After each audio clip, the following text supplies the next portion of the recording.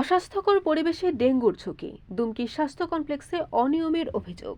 জনবল সংকট, অপরিচ্ছন্ন পরিবেশ ও একাধিক অনিয়মে জর্জরিত পটুয়াখালীর ৩১ শয্যা বিশিষ্ট দুমকি উপজেলা স্বাস্থ্য কমপ্লেক্স। চিকিৎসা সেবা নিতে এসে উল্টো স্বাস্থ্য ঝুঁকিতে পড়ছেন রোগীরা।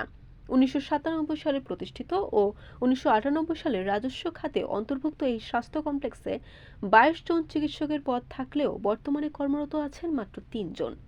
তৃতীয় ও চতুর্থ শ্রেণীর ৬০ জন কর্মচারীর বিপরীতে রয়েছে মাত্র ২২ জন।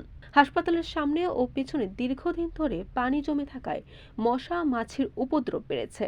রোগীদের ব্যবহৃত স্যালাইন, ওষুধের খোসা, ইনজেকশনের প্যাকেট, খাবারের উচ্ছিষ্ট সহ নানা বজ্র হাসপাতালের এলাকা ময়লার স্তূপে পরিণত হয়েছে। নোংরা টয়লেট ব্যবহারের অনুপযোগী হয়ে পড়েছে। হাসপাতালের ভিতরেই যত্রতত্র গাড়ি পার্কিং করায় পরিবেশ আরও নোংরা হচ্ছে।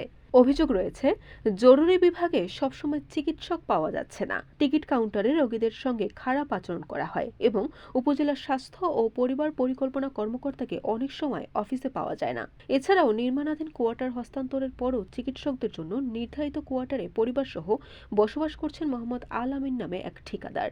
তিনি দাবি করেন টিএইচও এর অনুমতি সেখানে থাকছেন। তবে উপজেলা স্বাস্থ্য ও পরিবার পরিকল্পনা কর্মকর্তা মীর শহীদুল ইসলাম শাহীন বলেন, বিষয়টি তার জানা নেই, তদন্ত করে ব্যবস্থা নেওয়া হবে। হাসপাতালে আসা রোগীর স্বজনরা জানান, এমন অস্বাস্থ্যকর পরিবেশে রোগীর সুস্থ হওয়ার বদলে আরও অসুস্থ হওয়ার আশঙ্কা রয়েছে। এ বিষয়ে সিভিল সার্জন পটুয়াখালী মোহাম্মদ খালেদুর রহমান মিয়া বলেন, জনবল সংকটের কারণে সেবা ব্যাহত হচ্ছে। জনবল নিয়োগের জন্য ঊর্ধ্বতন কর্তৃপক্ষকে জানানো হয়েছে। বরিশাল নিউজ।